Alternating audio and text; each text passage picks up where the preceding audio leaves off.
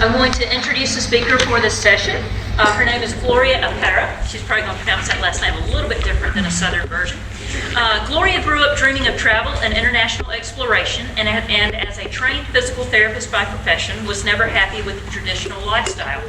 After more than 20 years of travel experience, having traveled through Asia, Europe, and South America, Gloria set out to make her dreams come true. She quit her career and created Nomadic Chico, one of the biggest growing bilingual travel blogs in Latin America, to inspire others to travel more and especially to empower women who travel with her knowledge. Follow Gloria as she brings the world of travel. Gloria. Muy buenos días. Hay algunos hispanohablantes aquí. I better switch to English because then everyone can understand me. I know some of you are speaking Spanish here. Is 3 here? Is anyone else? Yeah. Cool. So probably as I live every day, you all are also mixing languages. Every second, if you're bilingual or multilingual, you are mixing up in your head every second, every moment of your life, languages. And when we are trying to communicate and create a travel blog or create any content online in more than 2 languages, there are a few things we should keep in mind to do it properly and effectively. In this talk, I'm going to share with you my personal journey into it. I started creating Nomadic Chica since day one. I'm one of those crazy women, bloggers, workaholics that I did it since the first moment bilingual, and it was a huge amount of work. Not as much as you could think, but it is a bit more than usual. Is anyone of you already having a bilingual blog, or everyone is thinking? Okay. So as they introduced me, I'm coming from Chile. It's this long country at the end of South America. I'm going to show you some pictures so you can have an idea if you've never been there. It's a very beautiful country if you want to travel, and I definitely recommend you. You can ask me about travel details after. I grew up in Santiago. Chile, despite of being one of the most developed and safer countries in South America, is not definitely a bilingual country. We are mostly speaking only Spanish, and we say we don't speak Spanish, we speak Chilean. That is very difficult for some people to understand. We speak very quick, very fast, with a lot of slang. So even when I create content in English and Spanish, I gotta keep in mind to write in a neutral Spanish, because in South America we have different languages, and when I personally read a blog in Argentinian Spanish, I feel a difference between us. It's a bit different accents or different words. And this journey of creating bilingual content is very interesting because there are many reasons to decide to create or not a bilingual blog in this world, and I'll try to guide you to this. I'll talk about some technical topics, some SEO and affiliates also, very quick, and some social media. So we have an overview. It's very quick, 45 minutes to do this, so I'll try to go through the most possible. We know we are all living in this multilingual, multicultural world. Many of you probably, I assume you don't have English as your main language, as your mother tongue, and you want to create your content in another, from your own mother tongue to English also, to add English as a second language. So, are any of you English speakers as mother tongue? Okay. To me, my own experience is I'm a Spanish speaker. So my decision was first if I add English or not to my content, because the most obvious was creating in Spanish. And in this multilingual, multicultural world we live, to me English was always the obvious thing to add.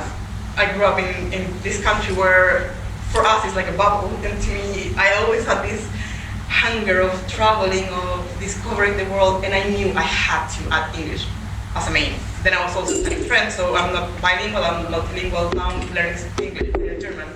I think in Germany, so it is something to embrace as part of your own identity too. And it's very interesting in the world of the internet how connected we are. I guess we all love this because it's part of our daily life, it's part of our jobs. And I'm still impressed and I love how good it is to have all the languages, all the culture, all the information in your hand with a website. And you can also share your content and your own experiences in whatever form you like. And to me, it's still amazing. The most impressive when you want to decide either to create a bilingual blog or not is to estimate in the world there are more than 2 billion websites, and from them 500 billion are blogs in different niches, in different topics, but it is a lot. So when you think on why are you creating a blog, why are you sharing your content, to me the first important question was to decide why is making me different to everyone else. Like, who is gonna read my content? Why they're gonna read me when there are so many really good content creators around doing it for many, many years? I'm just 5 years into this. And I was like overwhelmed with so many good people around. But when you think about creating content, not only in English, it's very interesting to keep in mind. English is not the most spoken language in the world. It is Chinese, then it's Spanish, then it's English in a third place, according to some stats I found. But the most interesting is most of the websites in the world are created in English.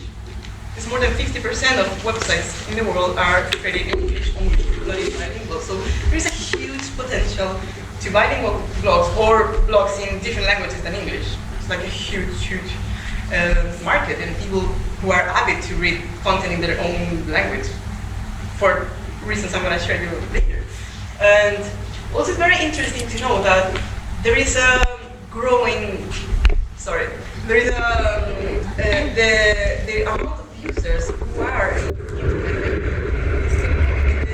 the US, more than 80% of people are having access to internet, and they are already into internet. But in Asia, where now is an estimated more than 2,000 million of users, it's just a bit more than 50% of users into internet. So there is a huge potential of people who are getting into internet in the next years, and they still don't find content in their own language. So it's also the same in Latin America with Spanish. It's very similar. There's still a huge potential of growing, and more people are going to get into internet.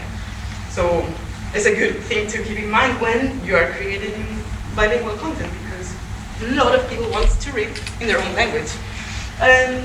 So the first question you should maybe do is, why do you want to publish in 2 languages when it's obviously is going to be more work and it's going to be a bit more difficult? And I had 3 main reasons why I was doing it, and maybe some of you are also having the same. The first is the obvious, because you want to reach more people. And it's obvious, you are going to probably reach more people, and you are going to have a wider audience because you are reaching more language, and that's the obvious, and it's happening, and it's true. The next is, maybe you think you are going to have more possibility to work with more brands because you're having a wider audience and you can offer them different content than the majority. I'll say that's also true, but maybe you just want to share your content with your family and your friends and you want them to read you. To me, it was all of these. There were the 3, definitely. And I started my blog since day one. I treat it as a business. I'm a physical therapist by profession, and I was not a writer, I was not a photographer. So when I decided to start the blog, I always had it in mind as it will be my business. And so I had all these options as a reason to do it and to go into this crazy world of creating in 2 languages. And I love this quote of Nelson Mandela: if you talk to a man in a language he understands, you go to his head. But if you talk to him in his language, that goes to his heart.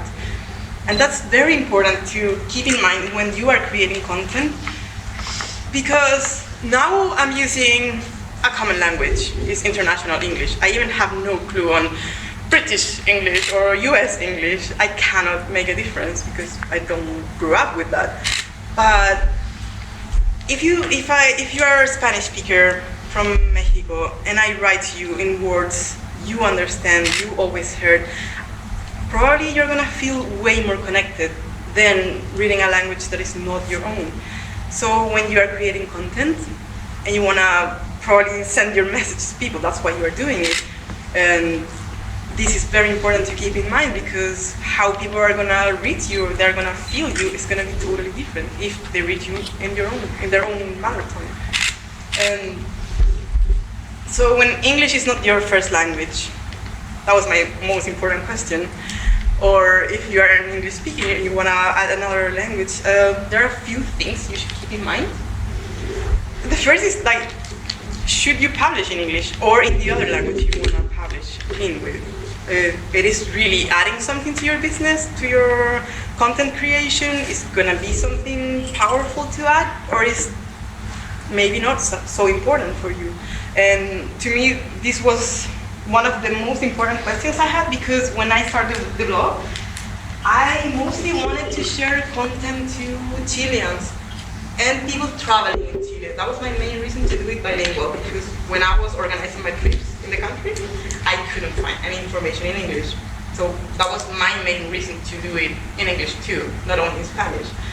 And I wanted to empower South Americans and Latinas to travel more, so I had to do it in Spanish too.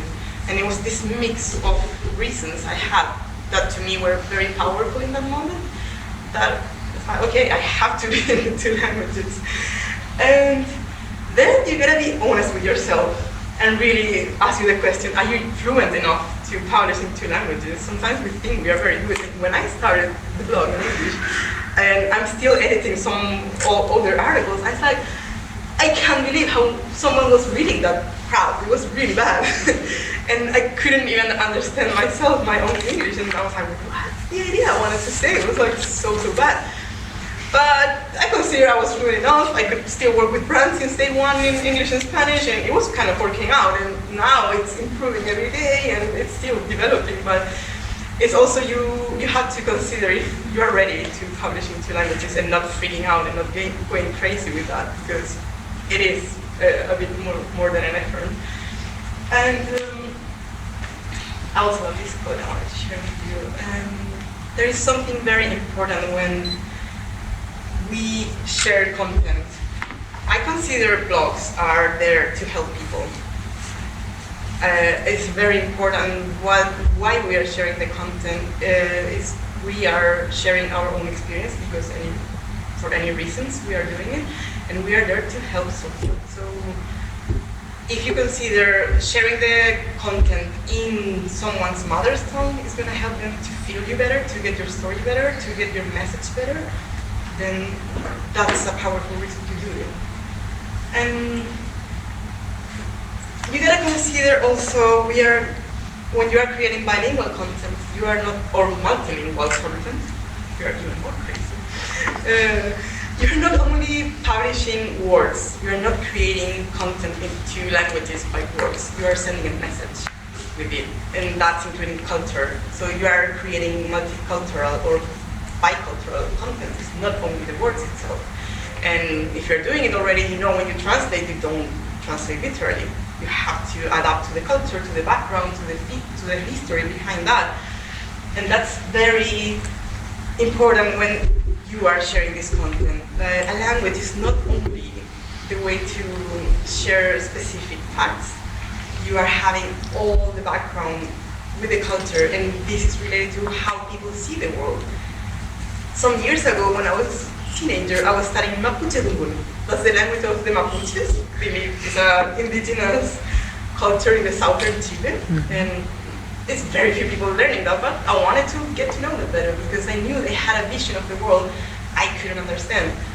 And I figured out while learning this language that they have an amazing different vision of the world. So, for example, for one kind of tree, they don't have one word for roble. That's one very long tree there. They have 3 words for the same tree. And so they name it, when it's young, a very little tree, they have a name for it. It's fuaye. Then they have another name when it's a 10-meter tree, and then there is a different word for them when it's an older tree. And they have the same intention with the moon, with the sun, and all the world around them is different. So if I was a native speaker of that language and I'm creating the content in their language, they're gonna understand me, they're gonna feel I'm part of them, they can connect with me in a different way. Than if they're reading in Spanish, that is our common language, it's a totally different experience. So it's always, to me, interesting to keep these things in mind.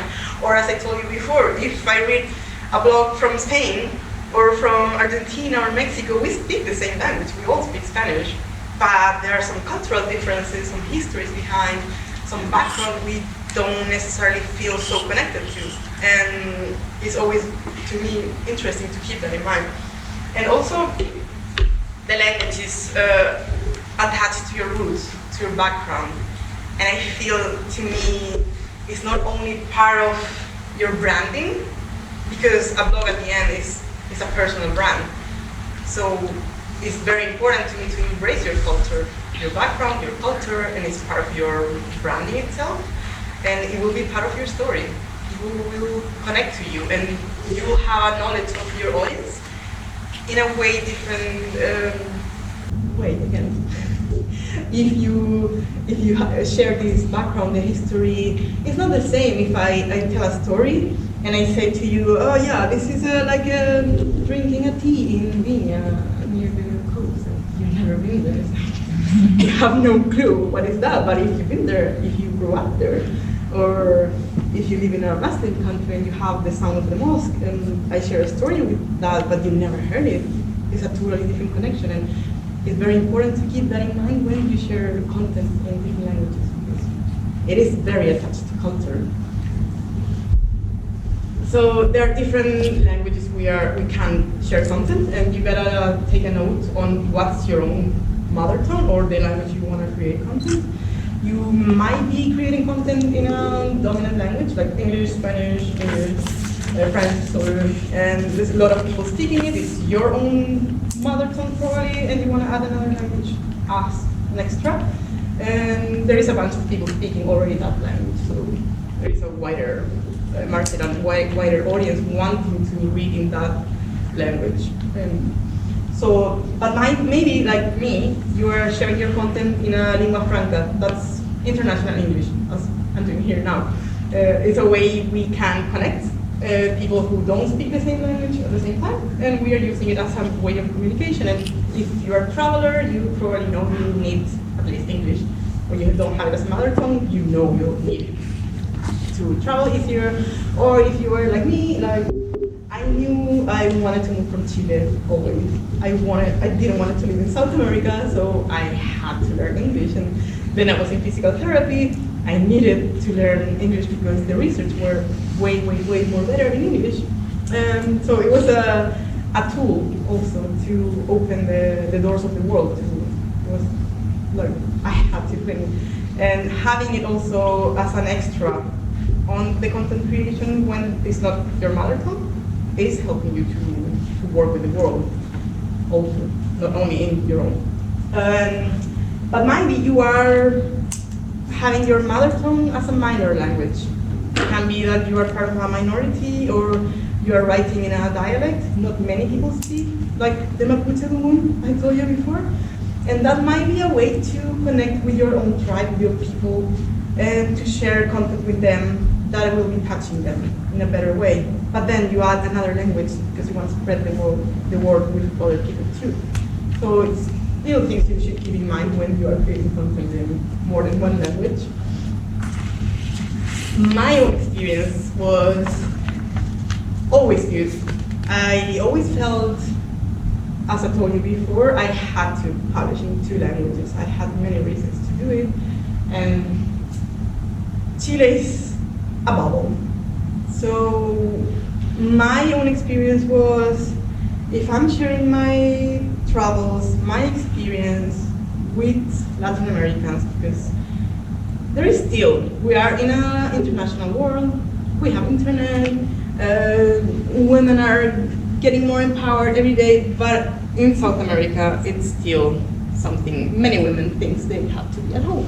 And we have a lot of machismo, and it is still something I feel when women needs to get empowered and they are scared. I got a lot of questions. How can you go to India for like 6 months alone? to the other side of the world. And it is still this question you feel is like so stupid to have. They're so obvious, but there's still a lot of people scared of that. And families, like my parents now gave up, but my dad was always like, "You're crazy, like I want you to go to university, you should have pearls in your earrings," and that's what it should be. And so I knew I had to create content in Spanish because I wanted to share my own experience, that it was a hard journey into freedom of thinking and what I was doing, that I was already so different. But also I knew I didn't want to live in Chile, so I needed English because if I wanted to work with brands internationally, I needed it. And until now it's working, so I stepped from that. That was my work as a physical therapist. I was doing an aesthetical job. It was I can share with you after more details about it. So I was not even happy with my job. I was not even happy with what I was doing. I was just doing it for the money. And then I decided to quit everything. I managed not to quit, so they fired me, and I got a bunch of money I could use for traveling. And then Nice. yeah, it happened twice actually. It was super exciting. Like, all these people were like, when I was, they were firing me. They were super serious. Like, Gloria, we have to talk. And they were so scared. I would freak out and I would cry there. And they were like, I was seeing the paper. They saying finiquito is in Spanish. And then I sign. I was seeing the paper. Oh my god! Like, super excited and super happy. And so after that, I'm taking this strong decision because like you don't go to university for 5 years. Stop. And I was studying then osteopathy. I was finishing my master's, and so you don't just give up a whole career that was painful to go through university every day and study and pass exams to nothing. I then went to India and I started my blog. And since day one, I was working like crazy, not dreaming, not sleeping, and creating this bilingual blog that with the time, it was allowing me to have the same money I was making as a physical therapist, but way happier than that. And yeah, so since the first years to me was so exciting because I'm in Chile, in a country where there are no travel bloggers. I came back from a 2-year trip to Santiago, and I had this blog. I was learning from a big community with English speakers mostly on Facebook, and I met some travel bloggers that they taught me a lot. But I came back to Chile after these 2 years with no money. I had to work. Then I used my physical therapy talk because I knew in a second I could get a job and make more money to travel again. And my plan was that. So I came back to Chile with this blog. It was already getting more than 1 year. It was having some traffic. Social media were growing, and I was working like crazy, really. I went to my mom's house, and she was waking up for work at 8 a.m., and I was still there in my laptop, and she was like, "You are nuts. I've never seen anyone working so hard." But also she said, "I've never seen you that happy." So I know it's for you. And I was like, wow, I figured out that. And thanks to all this experience and this bilingual content I had, I was able to work with big brands in the like year and a half, 2 years I had in the blog. So I was working with LATAM Airlines. I went to their first trip in Latin America and their first A350 in the Americas, and I got all these super awesome opportunities. And I'm sure it was thanks to that, because I could offer them a wider audience. I could offer them something different. But it was also a bit of luck, because we were not too many bloggers at that moment 5 years ago. And so it was a mix of hard work and having a different option, a different offer for brands. And it's something you might keep in mind when you want to create content in more languages. There's just still not too many blogs, especially travel blogs, who are creating bilingual content. And when you talk to brands, it's something very interesting to keep in mind. So also, I could write for magazines there in Chile. I could go to radio stations, and it was kind of crazy. I could give talks. I organized myself some seminars, and I could work with Instagram and organize Instameets in Santiago, Rancagua, Valparaiso. It was kind of fun also and interesting. I was like, I never believed on that as well. And when I was trying to build a community in Chile, in Santiago, I found there were not too many people doing this. Also, then I understood why they were choosing me to work with them, because my offer was one of the keyword they have. And so it's also super important to keep this in mind, to not only keep the international view, but also the local view, where you are from, where you are coming from, because there is a huge possibility for business and to share your content with more people. So I could create, for example, in this search for trying to find a community that I had already in the online world, but with English speakers. They were mostly from the US and the Europeans. And I tried to build this in Chile. I found very, very little people, so I was searching all the time and to find other travel bloggers doing this. They were all doing it in Spanish. I could find 10 or 11 in that moment. And so I created a travel blogger association so we could create this community. And also I wanted to share my experience with them and tell them it is possible, you can do it.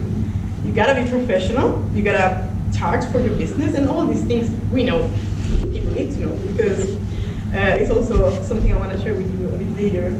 So yeah, we could work with luxury brands, we did our own press trips and seminars, and it was like kind of interesting. So I'm a positive woman, so I'm going to share with you first the positive things on creating bilingual content. And also I found, to me, there are way more than the cons on that. The first, and is one of the best, is you will have less competition, probably, because there are less websites creating content in another language that is not English. So you'll have less competition. It's going to be easier to rank for easier keywords. You don't need super long keywords in other languages because there is less competition. There's less people creating content. So it's also very interesting for SEO. And it is paying off. In English, there are so many good content creators. They're experts on SEO, and in Spanish is still something that is growing, for example. And I can imagine in German or French or any other language, something still developing. And it's funny because when I try to find information about more technical stuff in Spanish, I guess you also know is not much out. So then you can confirm this is still a lack of information in other languages, and that's very interesting to keep in mind. That's paying off the effort you have to do. Also, it's going to be easier to diversify your offer because, as I told you, just in Chile, for example, the amount of online content creators is not as big as in other countries. So it is easier to offer anything. Like, I myself organized some seminars and talks, and I gathered more than 100 people in a second, in a week of organization. It's so much easier because in your local community, you know people. You have contacts, but also you know your audience. You know them. It's easier to reach to big media, to go to the TV or to the newspapers. It's so much easier because you know also the cultural background. It's not the same to when I try to work with a German brand. I don't know the cultural important things you have to know. If I'm in Chile, I know I have to go for a coffee with them or beer because they want to see your face, they want to trust you, they want to feel your connection, and then maybe after another coffee meeting, they'll do business with you. And that's super important to keep in mind because it's going to open you more doors and it's going to make things easier. To me, it was very hard to move to Germany 3 years ago because there was all these amazing things happening in Chile. I was like, damn, I'm going to give up all of this. It was so, like every day, so many things going on. And I was like, I know in Germany I'm not going to have anything of that because I don't know the culture, I don't know people, I'm still scared of the situation itself of not knowing any word in German. So it is something super interesting to keep in mind when you are creating content in more than one language. And yeah, as I shared with you before, it's probably easier to reach bigger brands or more brands in amount because of the same. Your offer is going to be different. Your offer is going to be more interesting to them. because you are not only sharing content in the local audience, you are also reaching an international audience, and for them it might be very interesting. So it can open you a lot of doors. And the most obvious, you will have a more engaged community. They will feel connected to you. They will feel more connected. They're gonna feel your experience as their own, or they could relate to you more easily than if there's Spanish speakers and they're reading you in English. Maybe they know, they understand English, but the feeling of the language is totally different. And you can go deeper and more emotional. You have this connection totally differently. And if you're already translating content, you can't just do it word by word. It's a whole way of thinking on expressing yourself, the way you read, and how long are the phrases, and so many details about it that it's important to keep in mind. And the most important to keep in mind to me was you give a probably more unique offer, and your bilingual content creation is part of your branding, it's part of yourself, it's part of who you are, and it's super important to embrace that, because you'll be sharing the content more honestly, more from your reality too.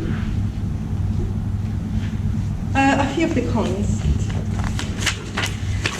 Depending the community you are starting to share the content, to me it was Chile.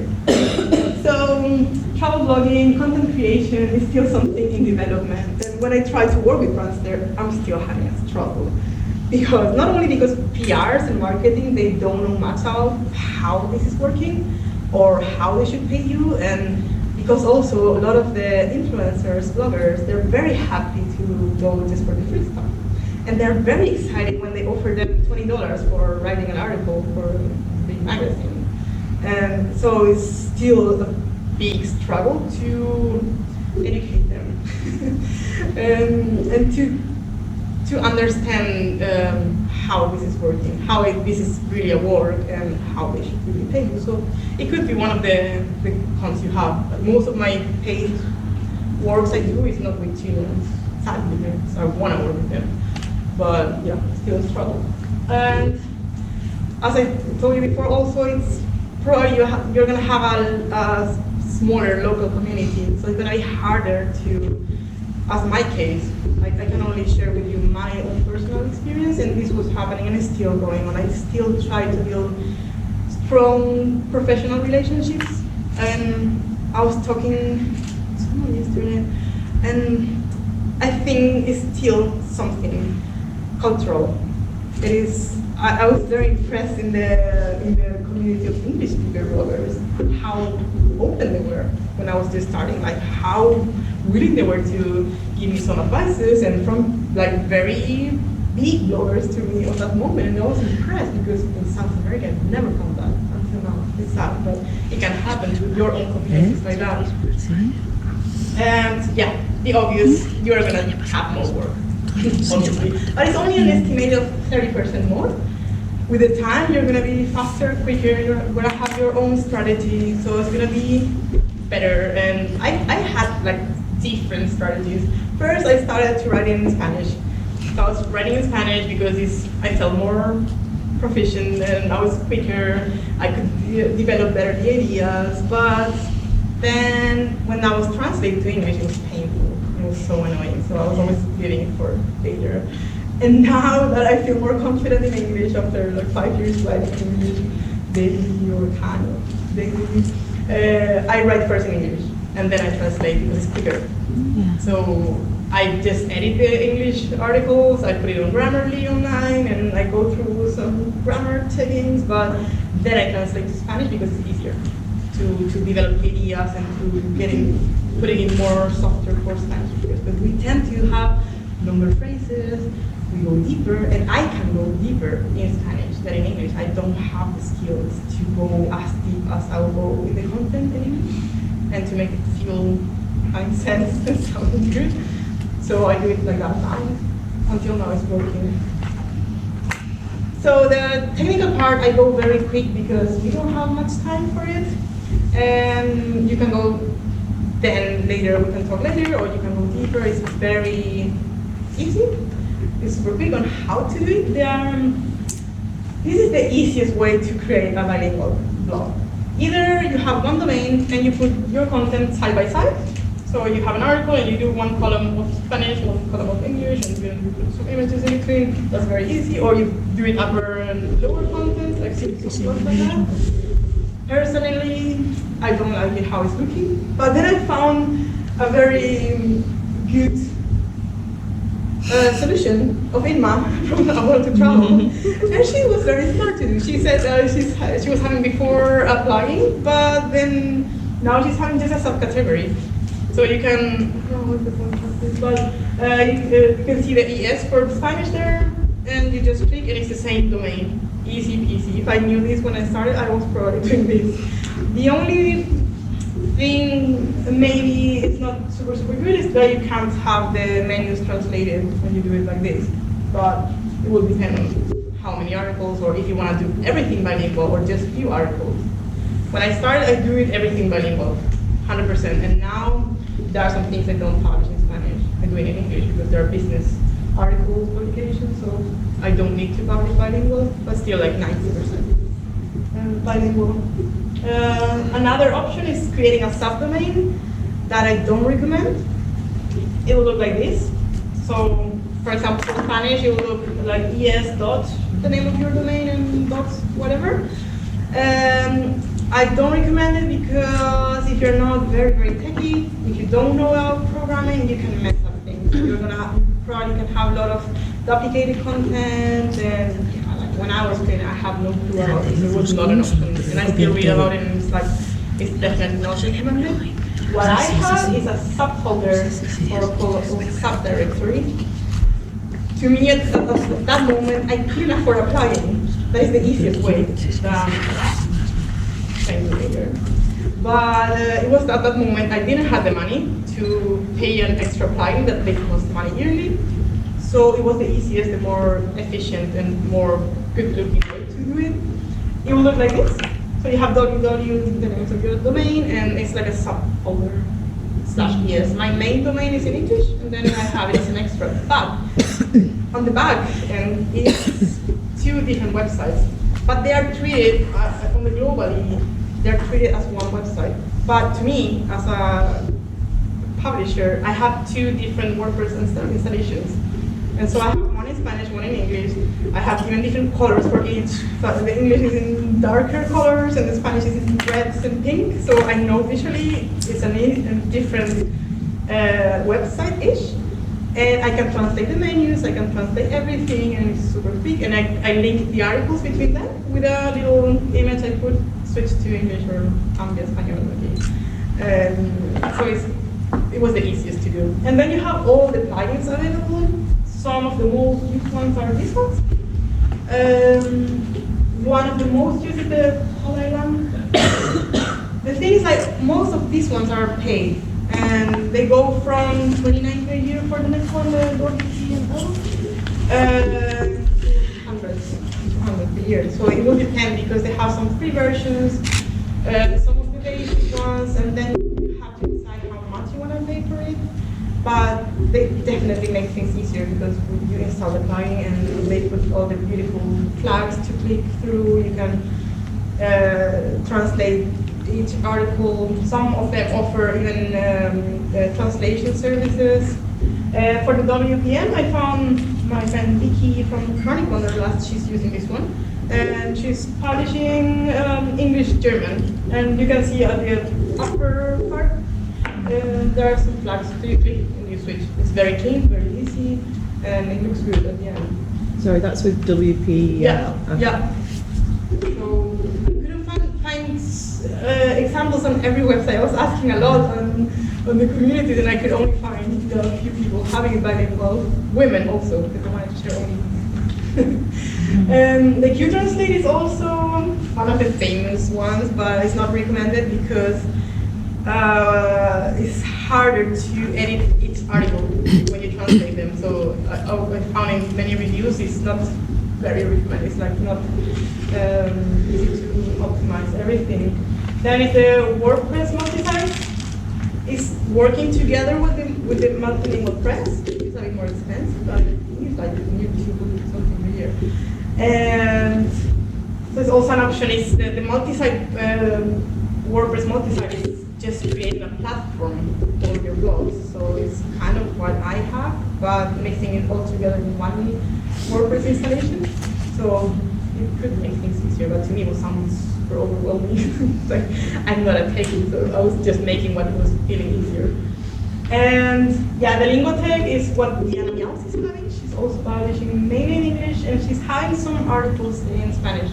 And she's also linking this. They all look at the end very similar. You have a little flag you can switch from. I didn't put your image of mine on the already put it too. Which one do you use? Sorry?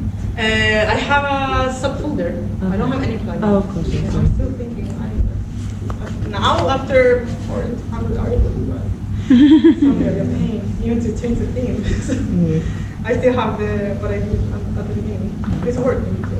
And if one site crashes, the other one is still working because there are two WordPress installations. So it happens sometimes. One plugin is not working in one, but then the other one is good. So it's still working for that, but not for totally just how. And the next thing is to figure out how you're going to do the translation.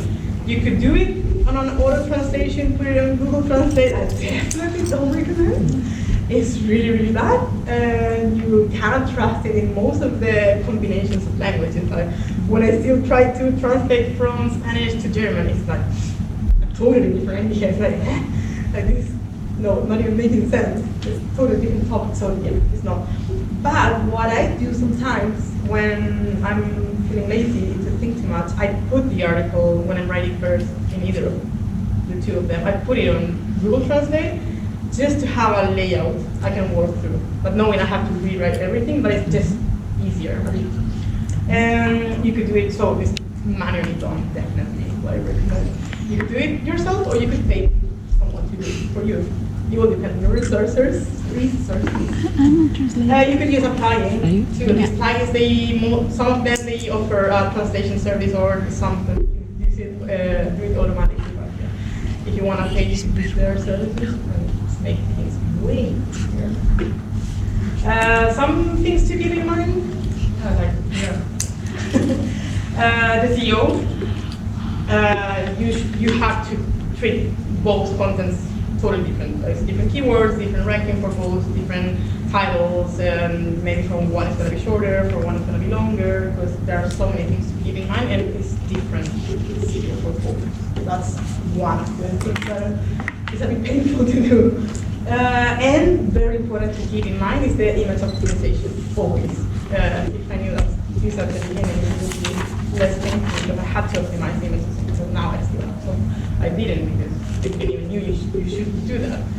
And if you have a newsletter, I definitely recommend you to have two separated ones, because you don't want to send your Spanish content to English speakers. That's what I'm hoping, probably. And on the affiliates, it's had all different world, because some of the affiliates programs, they want content, or they're gonna pay you if your readers are from one country. So sometimes it's hard to get into these programs because of that. And I guess all of you know Mediavine. So for adding ads to your website, it might be not helping you. To me, I have like 3 times the traffic they ask, but I still can't go to it because one of my second biggest audience is from Chile, and they don't want it. So it's like something you should keep in mind if you want to create bilingual content. And the last, not the least, the social media. I guess if you have a blog, you're going to have social media, most probably. And there are different ways to treat it. What I found mostly, what I do personally is I have one social media per platform because I cannot do more than that. There are some people who have one for Spanish, one for English. So they have a page on Facebook and it's Nomadic Chica for English, and then they have Nomadic Chica Spanish. But yeah, I get overwhelmed with so many things to do. So, but that's one option. Or you can create in the same post upper lower content translated already, Or some platforms like Instagram, they offer automatic translation when you click at the end of the comments. So in my Instagram, I keep it in English now, except of the story, because there I do bilingual. Because they can't translate that, and then the Spanish speakers are, why you speak everything in English? I don't get it, and then the opposite. So then I keep it like that. And Facebook is offering also you, when you create the page, you can say which languages are you publishing, so you can choose. And same with Facebook, yeah. This is English, so they'll probably show it a bit more to the agency, because it's really not like that. So everyone knows how Facebook is working today. And Twitter, Pinterest, I do it both, like publish English and Spanish. And yeah, it's like a lot of networking to do to go into different communities of the different languages. Yeah. But survey you can do, and we have a mic. Yes, if anyone has any questions, Yeah. we have about 5 to 10 minutes for questions and then filling out the survey. I was wondering, because I write in English and I'm thinking of changing, well, to Spanish actually. Does tools like key search work in other languages as well? Yes. Yes, Okay. yes, definitely. Yeah. You can also put the location and the country where you are wanting to have that keyword ranking in key search. So you can also put it geographically. As you, yeah. I want to say something about Mediavine. Okay, my blog, my name is Sigma. She put my blog there as an example before. I'm in Mediavine, I think because they haven't noticed yet that I have this category in Spanish, because most of my traffic comes from the US. So if you want to jump in Mediavine, you want to make sure, I don't know, you abide by the rules. I guess if it was very present, my Spanish part, I wouldn't be there. But I think they haven't noticed yet. So you still have some opportunity to get into that, because it's big money. So or having more than 100K and going to that tribe. yeah. So just a word of encouragement for you guys that want to apply to Mediavine. Just, I don't know, make it happen somehow. It can happen. Thank you, man. I'm still there. I apply every few months. What is this Mediavine? I don't even know. Yeah. Yeah, ads. What is your view Nice. on Mediavine, yeah. language you don't actually maybe you live in that culture, but you don't speak the language, and you get that audience. I'll see it as a hard task, mostly because I'm a control freak. So if I don't understand the language and I'm paying for someone to translate, I want to be sure exactly the translation, because it's my name on that content. So I'll be a bit scared of doing it. But if you know personally a good translator and you feel confident with that, why not? I personally am a bit scared. As a professional translator myself, I mean, if you get reference from that translator, you Yeah. should be fine. Like, Yeah. we are supposed to do our job correctly. Some don't. Some actually use Google Translate. Yes. Yeah, that's happening. But if you know someone that has already used that translator, just trust. Yeah. I mean, Yeah. there's I mean, like, there's no other thing you can do. Also, run it by some friend that actually speaks the language. Does this translator convey what I want to say? And you should be fine. So I lead an organization that is for international families, and so we have many different cultures and languages represented.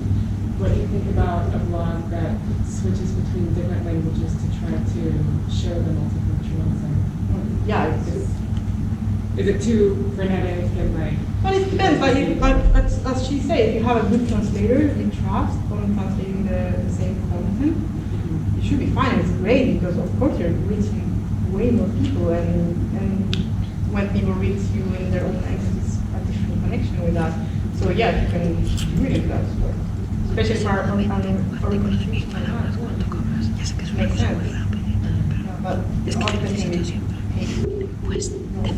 It would be hard for coming from our community. Normalmente se compra entre 5 y 7 céntimos. It makes sense. Yeah. You said there were two different sites. And so we'll upload the image twice. WITS, is that what you're talking about, image optimization? Yeah. What do you mean I in went terms through. of image optimization? Yeah, I went through all the steps. So when I was not doing, I was uploading to the English site, and then I was just copying the link because the image it's already having a link there, and I was just copying it. But then, yeah, the image optimization. So now I'm uploading those. Because then I want to add keywords, I want to add the alt tags and alt property, and I want to have the name of the file also. How else do you arrange that on your computer then? Do you also have like 2 different folders of images then? Yeah. But it's only because I read it's better when you have the name of the file also uploaded with that and you don't change it after. So yeah, I'm still going through. The name of the image is affecting SEO? Yeah. Oh, Yeah, because Google is not only for searching words. Yeah. Like when you go to images, Yeah? you click on a search only for the images, but these images have words on the background, on the information of the image, and that goes to the SEO of that image also.